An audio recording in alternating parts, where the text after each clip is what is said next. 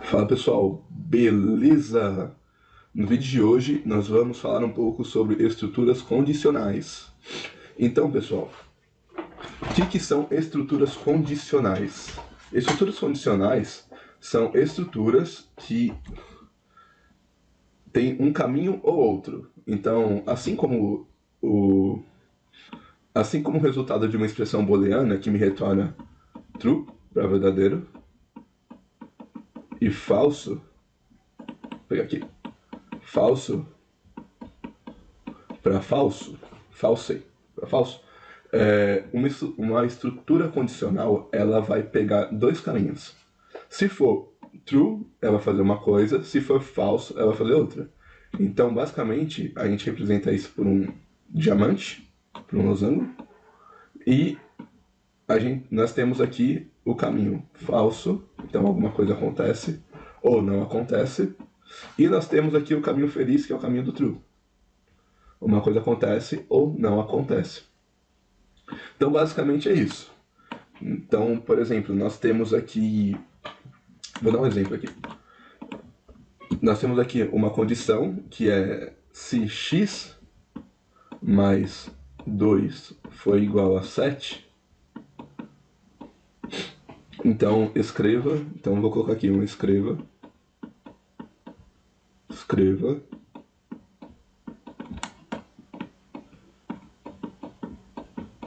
deu certo. Deu certo. Se não, então vou colocar aqui um senão. Senão, fazer um risquinho vermelho aqui. Escreva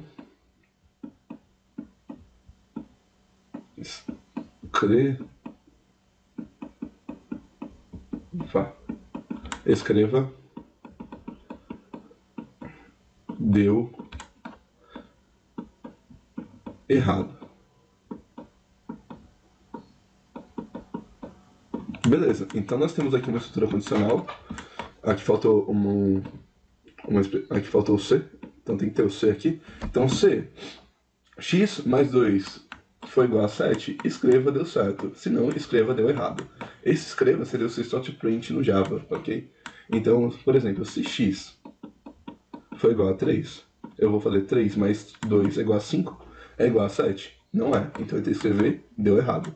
Agora, se x foi igual a 5, x, 5 mais 2 é igual a 7, porque x é 5, escreva deu certo.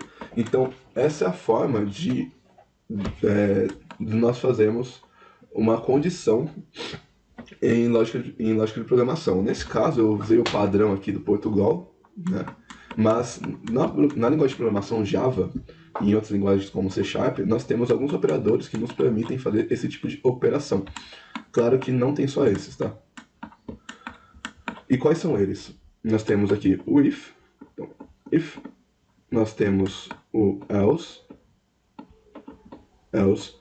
Em linguagens como Python, nós temos, ao invés do else, nós temos nós temos também um cara chamado else if, que nós podemos concatenar o else com o if para fazer uma outra verificação, se caso der errado, por exemplo. Se não, eu posso pegar esse cara aqui, esse cara aqui, selecionar toda essa frase. Aqui, ó. Daqui.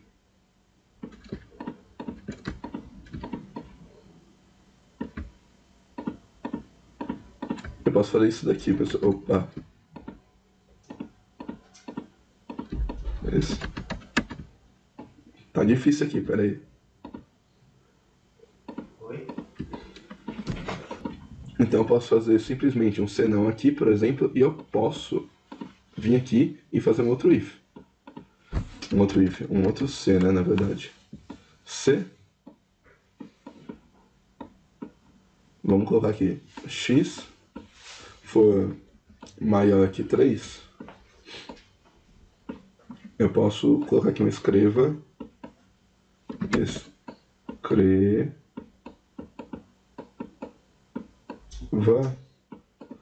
Não ligue pra estrutura, pessoal, tá? Eu sei que tá horrível, mas acredito que dê pra entender. Escreva bom dia. Bom dia.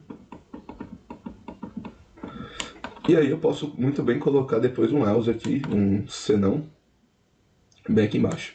Um outro senão. Então esse senão com esse C, ele é justamente a junção de um if else. Ok, de um else if, desculpa. Então, para casos assim, em linguagens como Python, por exemplo, nós utilizamos o elif. O elif. No Java, isso aqui não existe, tá? No Java é colocar o else e depois colocar o if. E no Python, se nós quisermos colocar outras condições, um else if, nós temos que usar o elif. Mas como isso aqui não é um curso de Python, eu não vou utilizar o elif nesse caso. E nós temos o switch. Opa, switch. Olha, banana, tá escrito errado. Switch. É switch. Switch. O switch case, é uma forma de nós introduzirmos um atributo, a minha função do switch, e a partir desse atributo nós temos diversas verificações. Caso essas verificações retornem o valor true, vai ter um retorno específico daquela verificação. Seria mais ou menos assim. Eu tenho aqui um switch. E aqui eu vou passar o meu valor.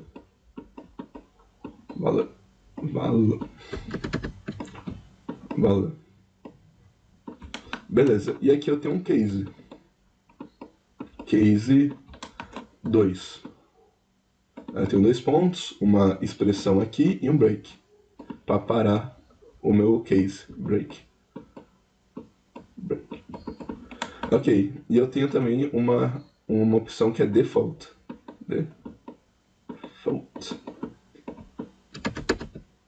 Default.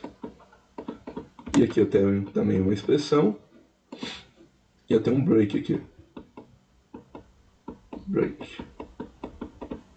Beleza, então o switch case basicamente ele tem essa estrutura. Vou ter que fechar. Tem essa estrutura onde eu entro com valor, sei lá, valor 5. E aí eu verifico se o valor 5 é igual a 2, é igual a 3, é igual a 4, é igual a 5. Se for igual a 5,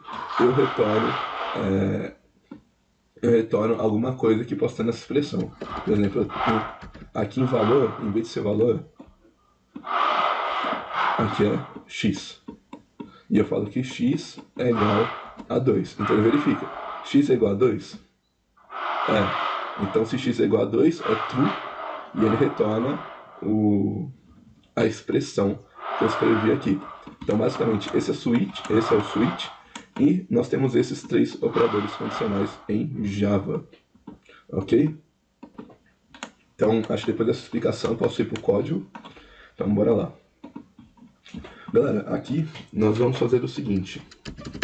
Nós vimos em aulas anteriores algumas operações utilizando booleano. E quando nós estamos perante uma estrutura condicional, nós temos que entender que um booleano ele traz 2 valores, um e 0, true ou false. E a condição, ela também verifica 2 valores, um ou 0, true ou false. Se for 0, ele vai fazer uma coisa, se for false, ele vai fazer uma coisa, se for true, ele vai fazer outra coisa. Então, aqui em Java, para que nós possamos fazer esse tipo de condição, nós utilizamos o if. Nós abrimos e fechamos, parênteses, abrimos e fechamos chaves, e nós podemos utilizar o else. Ele me dá uma opção de else if aqui, mas else if, e aqui eu posso colocar uma condição 2, aqui uma condição 1, e eu posso colocar aqui também um else, se necessário, um se não. Então, como é que funciona? Toda vez que essa condição ela for atendida, essa expressão ela vai ser processada. Então, esse bloco de código pode estar aqui, o cálculo, enfim. Se não, ele vai fazer essa verificação aqui, e caso nenhuma dessas verificações elas se concretizem, ele vai utilizar esse bloco do else para seguir o fluxo. Então, basicamente, vou fazer aqui um teste aqui com vocês, utilizando aqui um boolean, pode ser esse aqui mesmo, um boolean em que vou criar aqui também uma variável tipo integer chamada de x é igual a 10, em que x for maior do que 1, for maior ou igual a 1, vou colocar aqui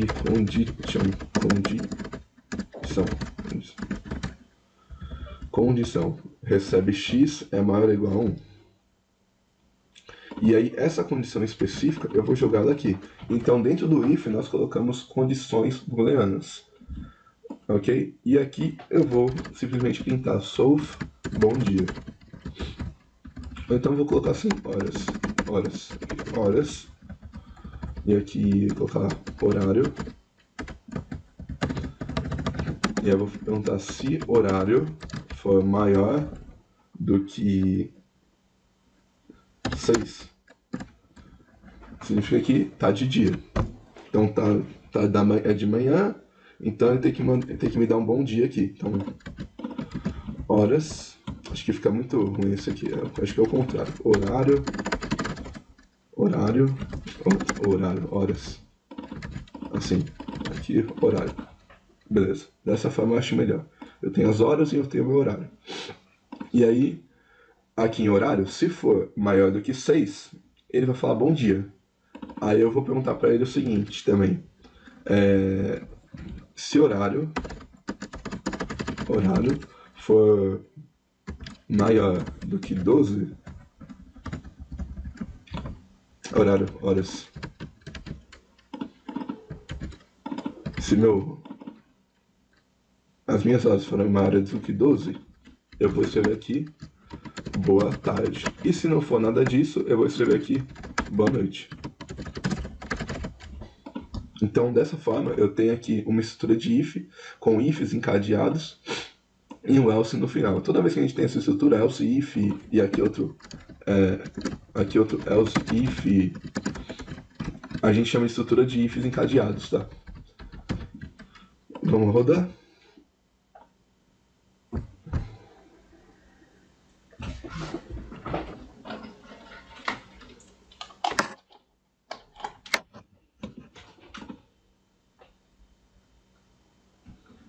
Bom dia. Beleza, ele me retornou bom dia. O que vai acontecer se eu passar para 13 horas?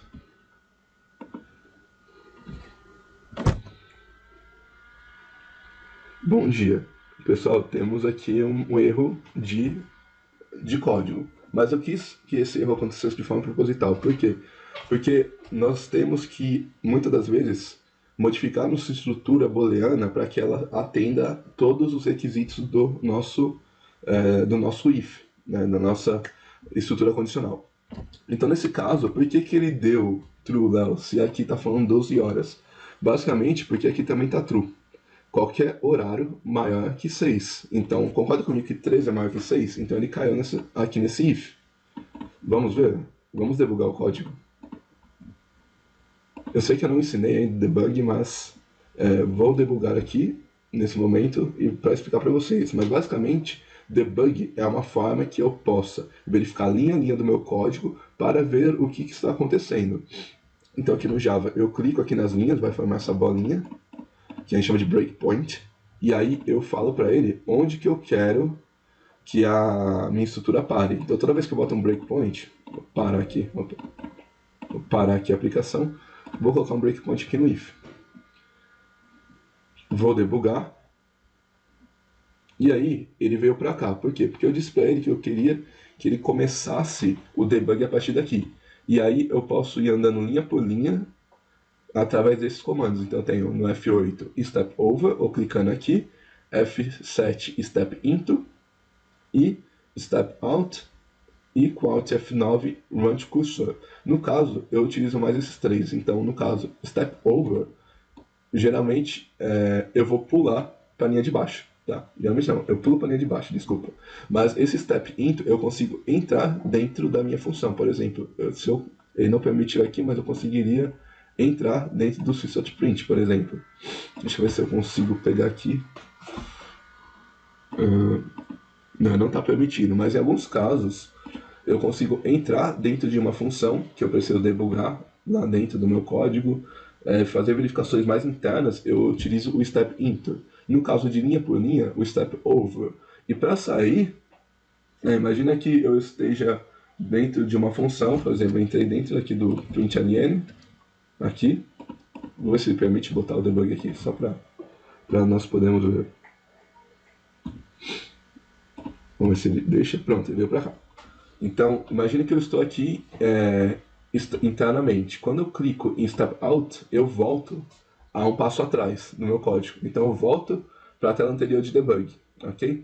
E aqui vocês podem ver que está true. E por que está true? Justamente porque 13 sempre vai ser maior que 6. Então, nunca vai ser menor. Então, tem que fazer algum tipo de alteração nessa linha, ou talvez aqui nesse if, para permitir com que todos os horários até o meio-dia são considerados de manhã. Das 6 a meio-dia é de manhã. De madrugada, das 6 da tarde até de madrugada é tudo noite. Então tá bom. Vamos fazer isso. Primeira coisa, o que acontece se eu colocar aqui como 5? Vamos ver. 5 da manhã tem que aparecer boa noite. Boa noite. Ok. Então, esse else está funcionando, que é um ou outro. Mas esse else if não está funcionando. Nossa condição interna não está funcionando. Então, o que nós vamos fazer? Nós vamos travar esse horário. Vamos falar assim para ele, ó. Manhã. Vou colocar aqui como manhã. E ela vai ser das 6 até o meu hora. Vou colocar um E. Horas.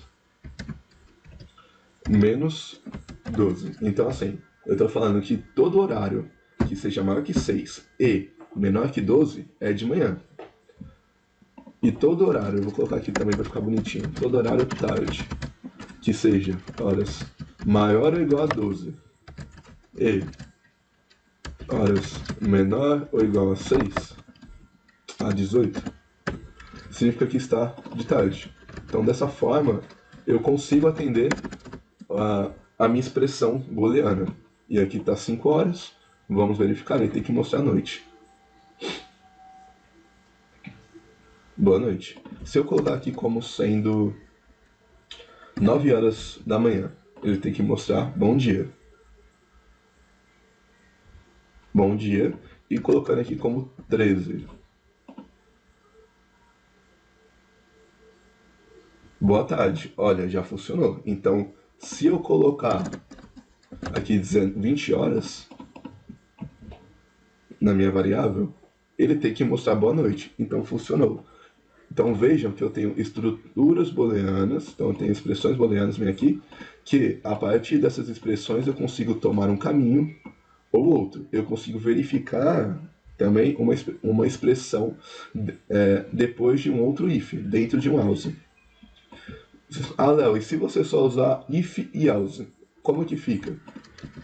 Então, se eu usar só if else, eu vou apagar esse cara aqui, eu vou apagar esse cara aqui, e eu vou fazer uma expressão semelhante a que nós vimos no desenho, onde se x mais 2 for igual a 22, vai aparecer bom dia, senão vai ter que aparecer boa noite.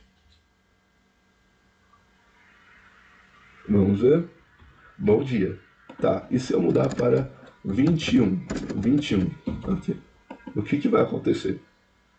Então, basicamente, tem que aparecer boa noite. Então, eu não rodei o código, peraí. Boa noite. Então, deu certo em relação a essa estrutura, e podemos ver que se essa expressão não se concretiza, não retorna um valor true para que ela entre nesse boolean, nesse if, o que acontece é que o else assume o lugar. Ok? Então, podemos dizer que sempre que o resultado da minha expressão booleana for true, ele entra no if. Se não, caso a expressão de false, ele entra no else. E dentro do else eu posso ter outro if, e nós chamamos de if cadeados. Isso, ou pode ter apenas o else. Eu também posso escrever dessa forma aqui, tá? Claro, depende da situação. Nesse caso é uma situação que dá para fazer, que é o seguinte. Eu posso fazer o seguinte, eu posso vir aqui, eu vou criar aqui uma função, vocês não precisam copiar, ok? Public static string horário. Horário não, é cálculo.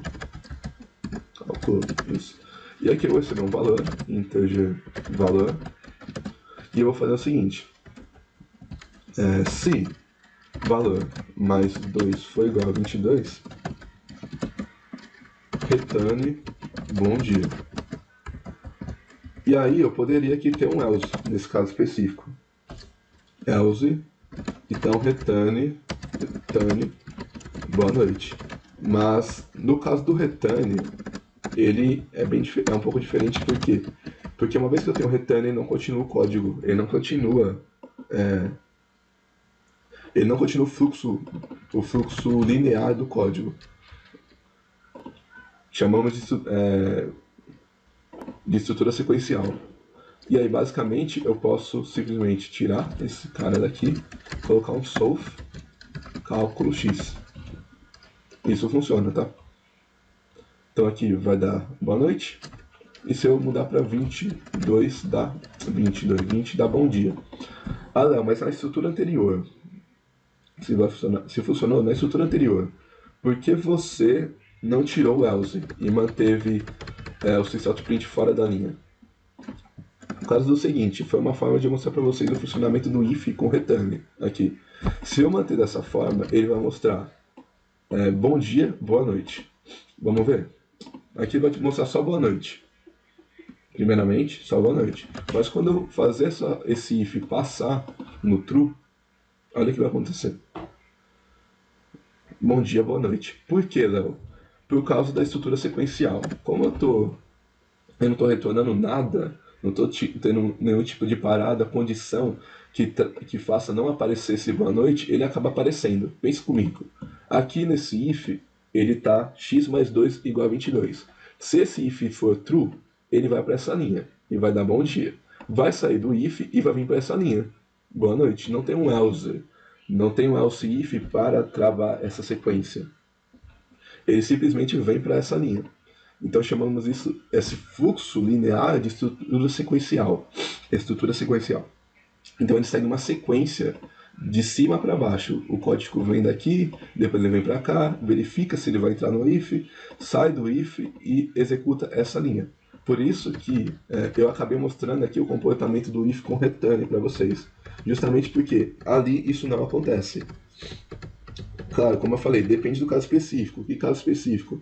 Por exemplo, eu tenho esse if, aí eu posso ter uma outra condição que pode retornar um valor, eu posso ter uma outra condição que pode retornar um valor, mas como o if ele retorna um valor, quando ele retorna, todos os outros são ignorados. Então quando ele cai aqui nesse bom dia, isso aqui é ignorado. Se tivesse um outro else if aqui, condição,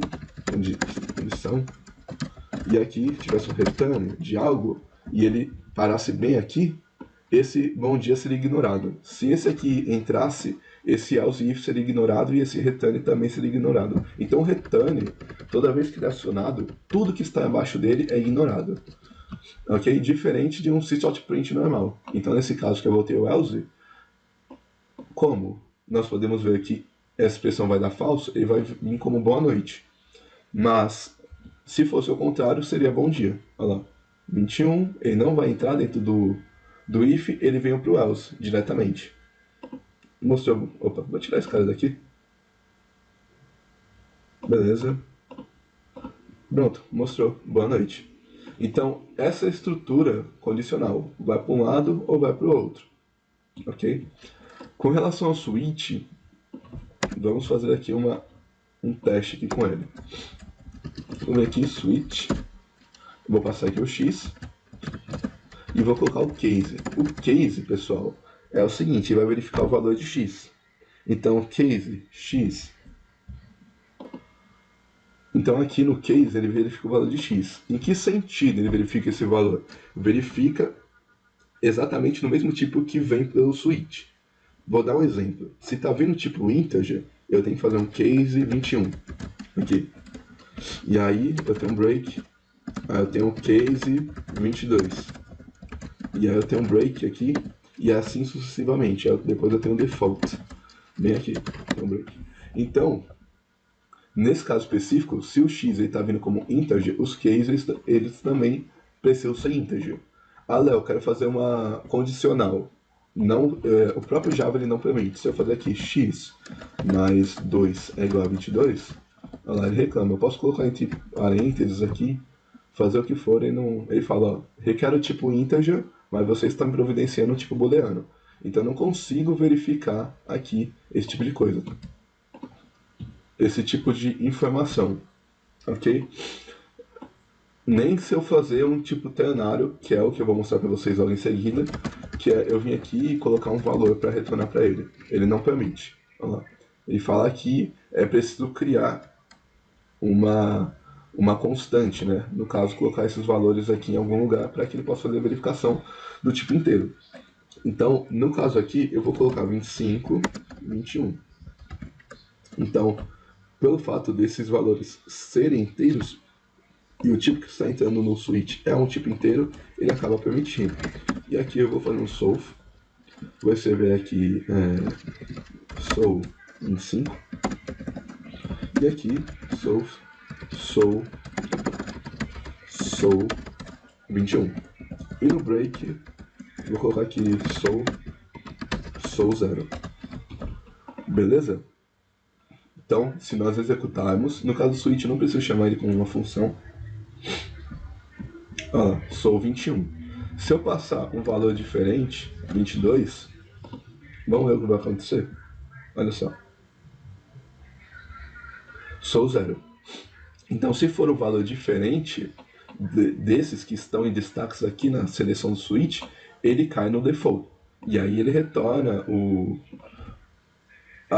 alguma coisa, uma função ou alguma coisa do tipo que remete ao resultado. No caso, quando cai 21, ele vai mostrar só 21. No caso do default, ele vai mostrar só 0. Tá, eu entendi. Mais ou menos, né? Então, se por acaso eu passar um valor no switch e um desses valores foi um valor selecionado aqui, foi o valor de seleção, ele vai mostrar o retorno, né, do meu switch para aquele tipo de valor selecionado. Se não, ele vai mostrar o valor default. Beleza. Mas e se eu quiser que ele atenda duas condições? Por exemplo, se ele for 25, ele tem que mostrar tanto sol 25 e 21. É possível? Sim, é possível. Então, basicamente, o que eu faço? Eu tiro o break. Então, tirando o break, eu consigo aqui fazer um case com os dois. Então, vai mostrar tanto opa, é porque eu coloquei 22 aqui. Mas ele vai mostrar tanto o sol 25, tanto o sol 21. Mas por que isso? Porque não tem um break para parar essa etapa de seleção. Então, eu poderia até pegar esse cara aqui, subir aqui para cima, vir aqui e fazer o seguinte. Sol 21 e 25, por exemplo. Então eu tenho que mostrar sol 21 e 25. Sol 21 e 25. Então, no próprio switch eu consigo fazer algumas manipulações com ele para que eu possa atender uma ou mais valores nos meus cases, ok? Bom, galera, agora eu vou mostrar para vocês o que seria um ternário, tá? O que é um if ternário?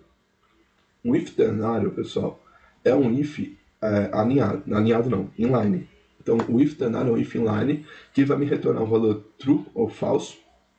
E a partir desse valor true ou falso, ele pega o valor de retorno e me traz.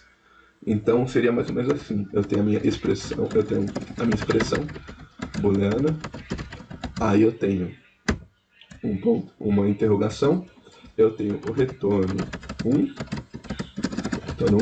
e eu tenho o retorno 2.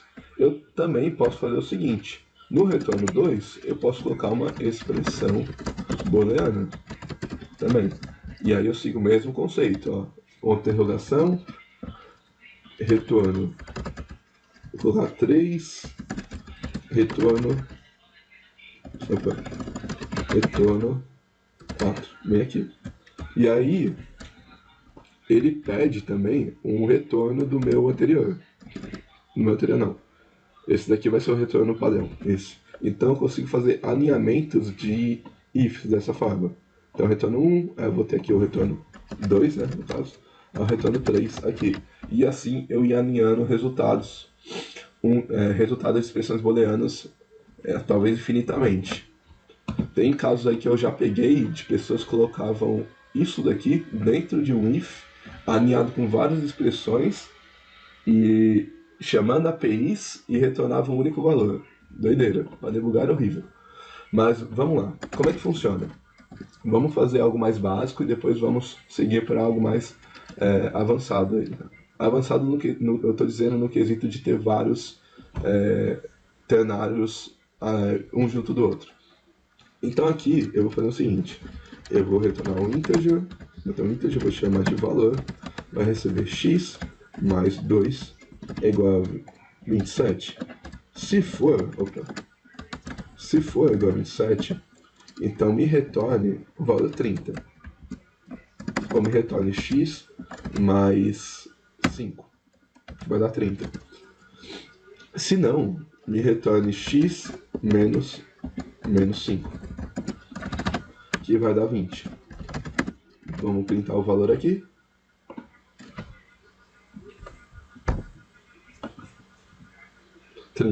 Só para deixar mais bonitinho, vou criar aqui boolean, chamar de expressão, e vai receber esse cara aqui. Pronto.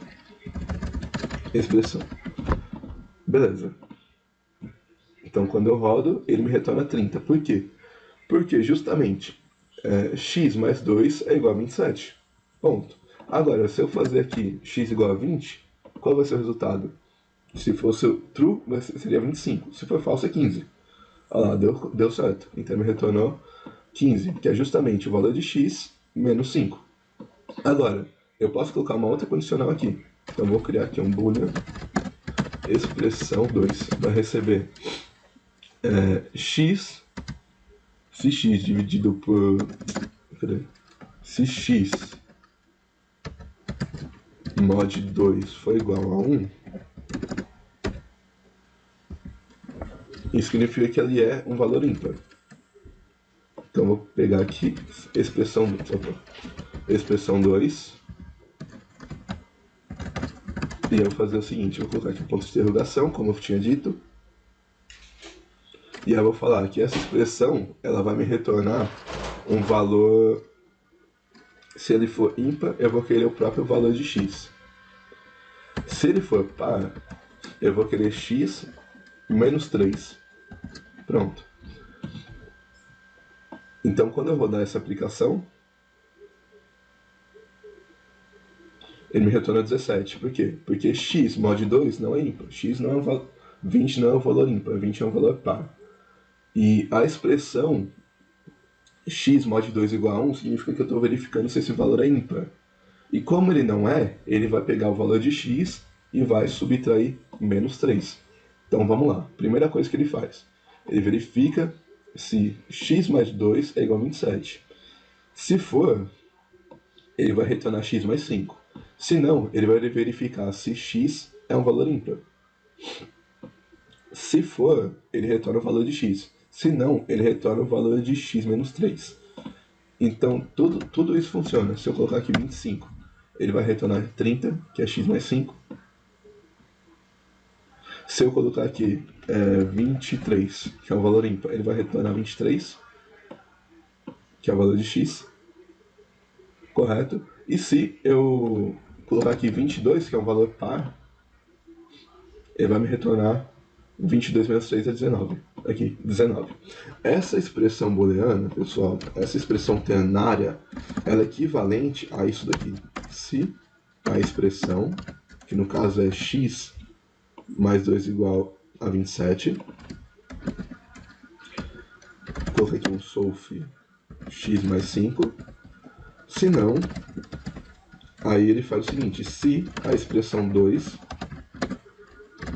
então mostra na tela o valor de x. Se não, mostra na tela o valor de x menos 3. Então, isso daqui é equivalente a essa expressão ternária. Se nós rodarmos, vamos perceber que o resultado é praticamente o mesmo. Olha lá, 19, 19.